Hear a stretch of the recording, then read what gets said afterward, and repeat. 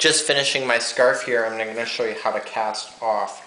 And some tutorials tell you to cut the string already, but do not cut it until we start getting further into this project. What you want to do is you want to finish off at the end of your row, like you have all this like that's blank because I didn't need it because of the width. You can see that the shrinkage is not very severe. So really that's how you can judge, and this thing is just absolutely gorgeous. So what we want to do is finish off on the end. So what we need to do is that we need just to pull off the far one. Okay.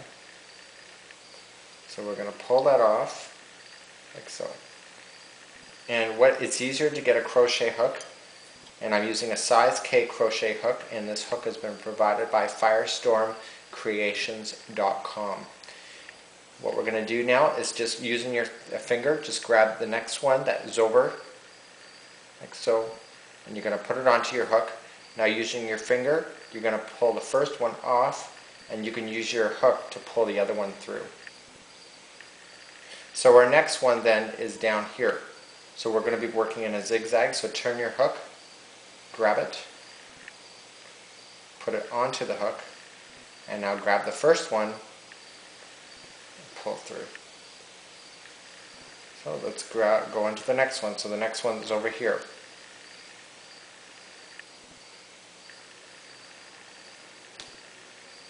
Okay, now let's go to the next one down. So pull up, put it onto the hook, grabbing the first one, pull through. Okay, the next one's over here, pull through. Okay, the next one's over here. So you have to go sequentially, because essentially what you're doing is braiding the end. And dropping one of these suckers at this point can be very detrimental. So you want to make sure you're taking your time and getting each one perfectly.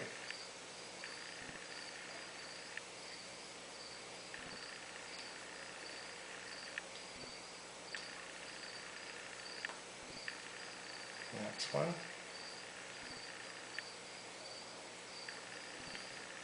So they don't really provide a tool for you to get it off so easily, because that other tool just doesn't grab it properly like a crochet hook would. So if you have a crochet hook, that's even better. It's just a little more of a challenge if you use the actual tool that it comes with, which is right there, because it doesn't really have a grabbing mechanism to hold it onto your hook.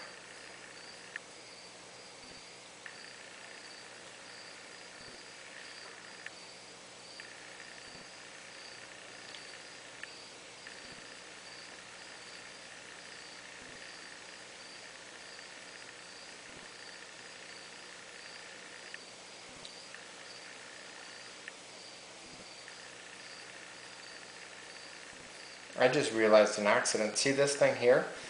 In other tutorials they tell you to leave it on the other side and then weave it through, but you know what? I was able to put it in between the two stitches, like so, and then it's permanently sealing it in. So that's kind of like an accident. So what we want to do now is that we want to use your scissors, and don't be jinxy with it, just in case. So maybe about 8-9 inches. So now just grab your material and pull through that loop, the last loop, and pull it tight. Well, not too tight. Pull it. So now we can take the apparatus off. So now what we want to do is we want to stretch this puppy now, because we're going to be permanently sealing this last piece in. So what we want to do is just stick your hook into the seam areas and just weave. This is called weaving. So you're just grabbing your material and pulling it through. And because this material that I'm using is so thick, is that it's just easier to use your fingers, because it doesn't really slide on the hook very good. But when we're doing this, we don't want to pull it too tight to the point where it's pulling the material in. So I'm just wrapping it around my hook and pulling it through. Again, just moving my way down the seam, pulling it through now the other side. Again, stretching it. So you didn't see me tie any knots because you don't need to. But if you have like a rough and tumble kit and you want to tie a knot because it makes you feel better, then go right ahead. But for me, it's just for my own use. I know that I'm not going to be that rough on it. So I'm almost back to the other side, and so I'm just going to pull it through one more time. And what I'm going to do, just stretch it to the maximum that I can, and I'm just going to trim it. Okay, so there's a little bit left over, but see how it just blends in now. And that is how you cast off. Oh, and the other side, what we need to do, grabbing your hook, we want to weave this back in to the seam on the other side.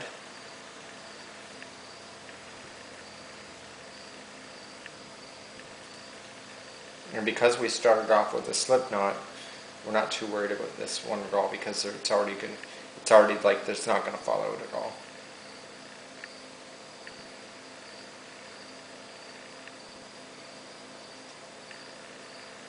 I'm just going to go one more and then trim it, and then we'll call it quits.